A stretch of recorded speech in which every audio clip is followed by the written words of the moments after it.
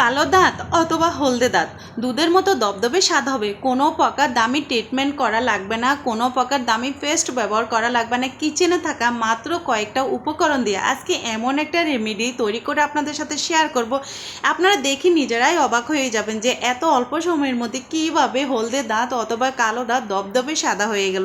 আসসালামু আলাইকুম রহমতুল্লাহ। প্রিয় দর্শক সবাই কেমন আছেন? আশা করি সবাই ভালো। এই রেমেডির মাধ্যমে দর্শক দাঁত মুক্ত মতো চকচক হবে। দাঁতের সব কালো দাগ, হলদে দাগ সব কিছু রিমুভ করে দেবে। ফাঁকা দাঁতে নোংরা কালো ভাব তুলে ফেলবে। দর্শক, বাটির মধ্যে যে জিনিসটা আপনাদের দেখতেছেন এটা কোনো সাধারণ জিনিস না, এটা খুবই গুরুত্বপূর্ণ একটা জিনিস যেটা আমাদের শরীরের জন্য খুবই উপকার, সেই সাথে আমাদের দাঁতের জন্য খুবই গুরুত্বপূর্ণ। আমি যদি এই জিনিসটা ব্যবহার না করতাম তাহলে আমি একদমই বুঝতাম না যে এটার মধ্যে এতটাই জাদু রয়েছে। দর্শক, এটাকে পিঙ্ক সল্ট বলা হয়। যে লবণটা স্বাভাবিক আমরা তরকারিতে রান্না করি, আসলে ওই লবণটা কিন্তু অনেক সময় আমাদের স্বাস্থ্যের জন্য অনেকটাই ক্ষতি হয়ে পড়ে, কেননা প্রেশারের জন্য ওই লবণটা খুবই ক্ষতিকর। সো এই লবণটা খুবই গুরুত্বপূর্ণ। এটা অর্গানিক একটা লবণ, আপনারা তরকারির সাথে খেতে পারেন অথবা দাঁতের পরিষ্কারের জন্য এবং মাড়ি ফোলার জন্য। অনেক সময় মাড়িটা ফুলে যায় বা দাঁতে হলদে হলদে যে ভাবটা সেটাও কিন্তু চলে যাবে যদি এই লবণটা ব্যবহার করেন। ওই লবণটাতে অতিরিক্ত ক্ষার থাকে, যার কারণে অনেক সময় আমাদের মাড়ি সমস্যা হতে পারে। সো এই ক্ষেত্রে আমি মনে করবো এই লবণটা আমি যেরকম ব্যবহার করে ফলাফল পেয়েছি, ইনশাল্লাহ আপনারাও ফলাফল পাবেন। দর্শক, তারপর আমি যে জিনিসটা এখানে ব্যবহার করতেছি সেটা হচ্ছে অর্গানিক হলুদ পাউডার, যেটা আপনারা দেখেছেন। আমি কোটাটা দেখেছি, এটাও আপনারা কোটা দেখে কিনতে পারবেন। এটাও আমাদের স্বাস্থ্যের জন্য খুবই গুরুত্বপূর্ণ। আর এটা যে আমাদের দাঁত এতটাই চকচকে করে, এটা আসলে যদি আপনারা ব্যবহার করেন তাহলে কিন্তু এটার ফলাফলটা পাবেন। দামি কোনো ট্রিটমেন্ট অথবা দামি কোনো পেস্ট ব্যবহার করা লাগবে না যদি এই জিনিসটা আপনারা সপ্তাহে 2 বার শুধুমাত্র আপনাদের দাঁতে অ্যাপ্লাই করতে পারেন। এটা এমন একটা রেমেডি, বিশেষ করে দর্শক আপনাদের মাড়ির যে ফোলা ভাবটা সেটা চলে যাবে এবং মুখের যে একটা দুর্গন্ধ থাকে সেটাও দূর করে দেবে। অনেকটাই গুরুত্বপূর্ণ। তারপর আমি এখানে দিয়ে দেবো দর্শক সামান্য একটু কোলগেট। এখানে আমি সামান্য একটু কোলগেট ব্যবহার করতেছি, আপনারা চাইলে অন্য কোনো পেস্ট ব্যবহার করতে পারেন। সো দাঁতের জন্য আসলে এই কোলগেটটাই খুবই গুরুত্বপূর্ণ।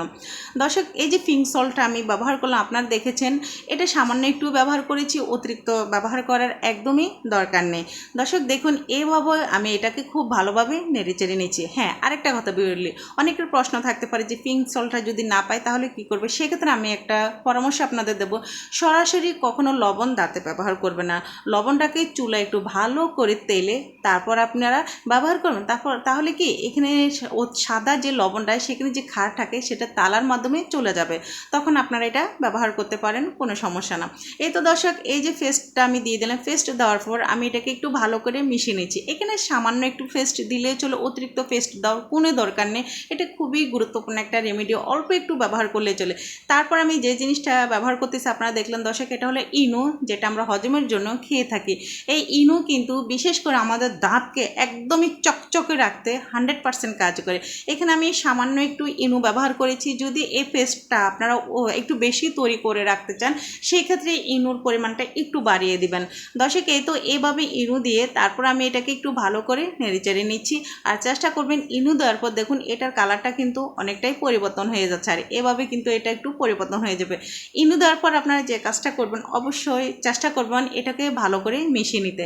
এখন কথা হচ্ছে, আমি এখানে যে হলুদ গুঁড়োটা ব্যবহার করলাম, কি কারণে এখানে আমি হলুদ গুঁড়োটা ব্যবহার করলাম। হলুদে রয়েছে কারকিউমিন, যা মাড়ির ফোলাভাব এবং রক্ত পড়া বন্ধ করতে সাহায্য করে দর্শক। হলুদ এবং কালচে যে দাঁতগুলো সেগুলো পরিষ্কার করতে অনেকটাই সাহায্য করে। তারপর আপনারা যে দেখেছিলেন আমি পিঙ্ক সল্টটা ব্যবহার করেছি, এখন বলবো যে আমি পিঙ্ক সল্টটা কেন ব্যবহার করলাম। পিঙ্ক সল্ট, এটার মধ্যে রয়েছে সোডিয়াম ক্লোরাইড, যা দাঁতকে পরিষ্কার ও জীবাণু নাশ করতে সাহায্য করে দর্শক। মাড়ির যে ফোলা ভাব থাকে সেটা কমাতে সাহায্য করে এবং দাঁতকে পরিষ্কার পরিচ্ছন্নতা রাখতে 100% কাজ করে। তারপর আমি যে জিনিসটা নিলাম দর্শক, এখানে আমি সামান্য একটু লেবু ব্যবহার করব। আর আমি একটু বাতাবি লেবু ব্যবহার করেছি, একটু পাকাপোক্ত লেবু ব্যবহার করেছি। আপনারা চাইলে এখানে যে কোনো লেবুই ব্যবহার করতে পারেন। হ্যাঁ, একটা কথা বলি, অনেকের লেবু কিন্তু মাড়িতে সমস্যা হতে পারে। সেক্ষেত্রে দর্শক আপনারা এখানে টমেটোর রসটা 100% ব্যবহার করবেন। যাদের মাড়িতে লেবুটা শ্যুট করে তারা লেবুর রস ব্যবহার করতে পারেন, আর যাদের মাড়িতে লেবুর রসটা শ্যুট করে না সেক্ষেত্রে আপনারা অবশ্যই চেষ্টা করবেন টমেটোর রসটা ব্যবহার করতে। দর্শক, এই তো লেবুর রসটা দিয়ে তারপরে এটাকে আমি একটু ভালোভাবে মিশিয়ে নিচ্ছি। আমার লেবুর রস দেওয়ার এখানে উদ্দেশ্য হলো আমার মাড়িতে এবং আমার পরিবারের যারা আছে সবাই কিন্তু লেবুর রস দিয়ে এভাবে তৈরি করে পেস্টটা তৈরি করে ব্যবহার করতে করতে অভ্যস্ত হয়ে গেছে, যার কারণে আমি এখানে লেবুর রসটা ব্যবহার করলাম। আপনারা চাইলে এখানে টমেটোর রসটা ব্যবহার করতে পারেন, কোনো সমস্যা না। সো চেষ্টা করবেন লেবুর রসের সমানে সামান্য কয়েক ফোঁটা লেবুর রস ব্যবহার করতে, অতিরিক্ত দেওয়ার একদমই দরকার নেই। আর টমেটোর রসটা একটু বেশি দিলেও কোনো সমস্যা নেই, কেননা দাঁতগুলোকে পরিষ্কার পরিচ্ছন্ন করতে এবং বিভিন্ন ধরনের সমস্যা দূর করতে টমেটোর রসটাও কিন্তু গুরুত্বপূর্ণ হিসেবে কাজ করে। এই তো টমেটোর রসটা অথবা লেবুর রসটা আমি দিয়ে এটাকে আমি ভালোভাবে মিশিয়ে নিচ্ছি।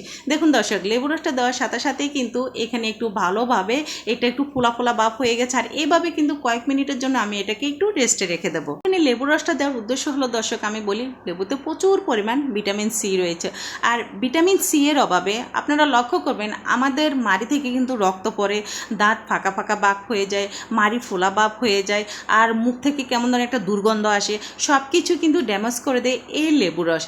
এটা আপনারা যদি এভাবে ব্যবহার করতে না পারবেন সেক্ষেত্রে আমি একটা কথা বলবো, এখানে আমি কিছু পানি নিয়েছি। এই পানির মধ্যে দর্শক আমি এখানে প্রায় 2 পিচের মতো আমি এখানে লেবুটা দিয়ে দেবো, আর এটা দিয়ে এটাকে আমি খুব ভালোভাবে সিদ্ধ করে নেব। হ্যাঁ, এখানে আমি আরেকটা গুরুত্বপূর্ণ জিনিস ব্যবহার করব, যেটা আমাদের দাঁতের জন্য খুবই গুরুত্বপূর্ণ, সেটা হচ্ছে যে কি লবঙ্গ। এর আগে এখানে আমি সামান্য একটি পিঙ্ক সল্ট ব্যবহার করেছি, আপনাদের হাতের কাছে এটা না থাকলে আপনারা লবণটা তেলও ব্যবহার করতে পারেন। আমি আবারও বলবো, সরাসরি কখনো লবণ দাঁতে ব্যবহার করতে যাবেন না। যদি এই লবণটা না থাকে সেক্ষেত্রে আপনারা চেষ্টা করবেন লবণটাকে তেলে তারপর আপনারা ব্যবহার করতে, তাহলে উপকারটা একটু বেশি পাবেন এবং আপনাদের মাড়িও সুস্থ থাকবে, নিরাপদ থাকবে ইনশাল্লাহ। দর্শক, তারপরে এই যে দর্শক আমি লবঙ্গটা এখানে ব্যবহার করলাম। এটা দেওয়ার উদ্দেশ্য হলো দর্শক, দেখুন আমাদের মুখের মধ্যে যে লালা বেড়ায় সে লালা মুখের অ্যাসিড নিয়ন্ত্রণ করে এবং দাঁতকে ক্যাভিটি থেকে বাঁচায়। সেক্ষেত্রে অবশ্যই আপনারা চেষ্টা করবেন এখানে লবঙ্গটা ব্যবহার করতে। লবঙ্গ দিয়ে তারপর আমি যে কাজটা করব দর্শক, এটাকে আমি ভালো করে সিদ্ধ করে নেব। অবশ্যই চেষ্টা করবেন এটাকে সিদ্ধ করে হাফ গ্লাস করতে, তাহলে কি এখানে যে লবঙ্গ এবং আমি লবণ দিয়েছি সব কিছু নির্যাস কিন্তু এই পানির মধ্যে চলে যাবে।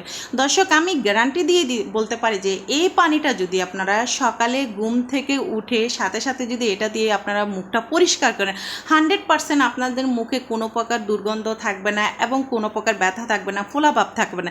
সেই সাথে দর্শক, এই কাজটা যদি আপনারা রাতে ঘুমানোর আগেও করেন তাহলে আপনারা দেখবেন যে আপনাদের দাঁতে কোনো প্রকার পোকামাকড় এবং কোনো প্রকার ময়লা আবর্জনা কিছুই জমে থাকবে না, সব কিছু ড্যামেজ করে দিয়ে আপনাদের দাঁতকে একবারে চকচকে পরিষ্কার করবে। দাঁত এমন একটা জিনিস দর্শক, এটা আমাদের জন্য খুবই গুরুত্বপূর্ণ, আর অতি অল্প সময়ে বাচ্চাদের থেকে শুরু করে সবারই কিন্তু দাঁতের সমস্যাটা দেখা দেয়।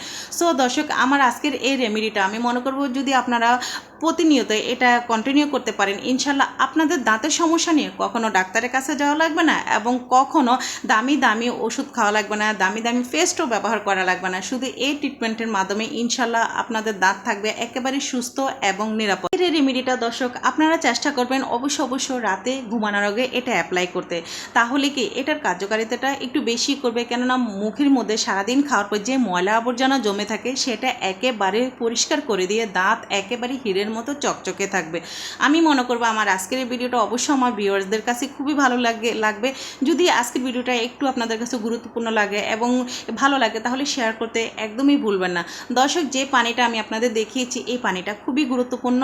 আশা করি আপনারা এটা যদি দিনে 2 বার কন্টিনিউ করতে পারেন ইনশাল্লাহ আপনারাও ফলাফল পাবেন। সেক্ষেত্রে দর্শক আরেকটা কথা বলবি, সর্দি কাশির জন্য আপনারা এই পানিটা ব্যবহার করতে পারেন, খেতে পারেন, খুবই উপকারে আসবে ইনশাল্লাহ। দর্শক, আজকের মতো দর্শক আমি এখানেই বিদায় নিলাম। সবাই ভালো থাকবেন, সুস্থ থাকবেন, আল্লাহ হাফেজ, আবার ফিরে আসবো।